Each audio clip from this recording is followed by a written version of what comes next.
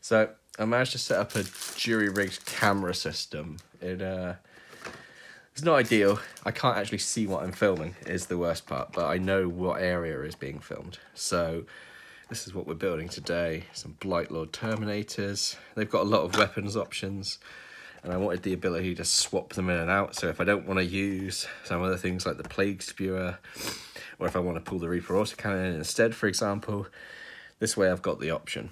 I figured I'd start with ones I don't care that much about and try and learn from that. So I'm starting with the Stormbolter combi weapon, you can see there.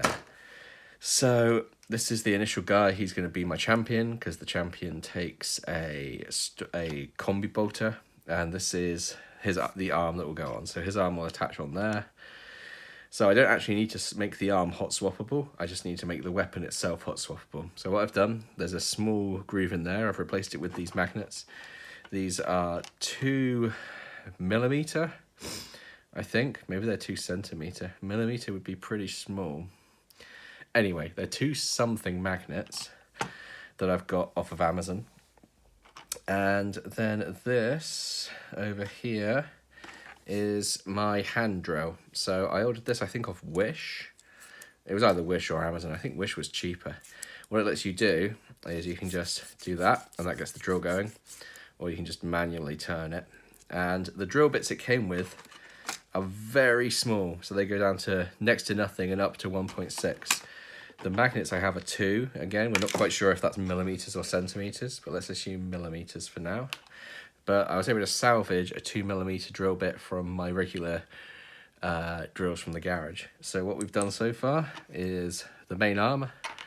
I've just done a weapon I hadn't shown you, which was the combi. I've got the combi melter, the combi plasma, and the combi bolter. So the last option he has is the combi flamer. I'm just going to take you through what I've been doing to get that done. So previously this was a slot here, and I've opened the slot up a little bit and put a magnet in there, and then this element goes into the slot. So what we do, we just trim this off.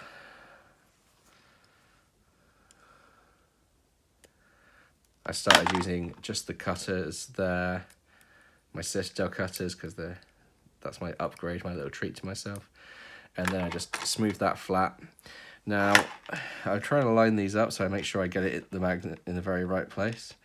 If from memory, it tends to go just behind here, so it's at this side of it. It doesn't have to be exactly lined up for it to work, but the more I line it up, the better, really.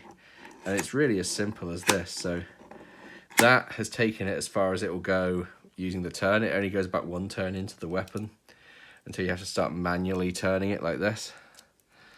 Now, I had a problem on one of these where I hadn't drilled deep enough. So I'm going to make sure I get it nice and deep, as they say.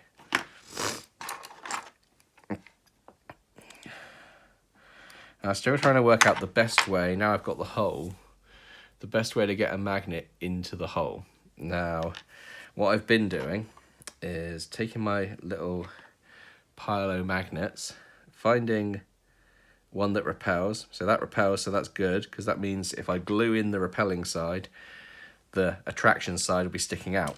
So I'm going to take my super glue. I use super glue, not plastic glue, because we're talking about magnets, and that's metal to plastic. And I'm just going to put a tiny bit of super glue on there. This is a great super glue, by the way, because it's a gel, so it's a lot more forgiving than some of the liquid glues, because it doesn't spew everywhere if you squeeze too tightly. You just end up with a blob if you squeeze too much. And then what I found you can do is if you just do that, you get this magnet that's in quite deep. Now, this one, I'm fortunate enough, I can just squeeze it in. The one before was a little tricky. So what I did was just get the pliers and just apply a little pressure with the pliers. And actually, I say pliers, I actually did it with the cutters because I was lazy. But really, you'd want to use pliers so you don't risk damaging the other side. And that gets your magnet in nice. We've got our pre-magnetized side here. All things being good, you can see now that attaches on perfectly. Comes off with just touch. But it's held on. If I stick that on and say, give it a ruddy good shake, it's not going anywhere. But I can swap it off and I can give him kind of a standard Stormbolter layout, and no one's any the wiser. Now, at some point I'm going to have to paint these, but because I can take these off, it's actually going to make it easier to paint, and then I can slap them back together. I just need to undercoat them all, get them all painted while they're attached maybe, do any fiddly bits with them detached, and then once I've got them all painted, I can stick them all in a box. I'm probably going to stick them in this box because I've got it spare, and then away we go.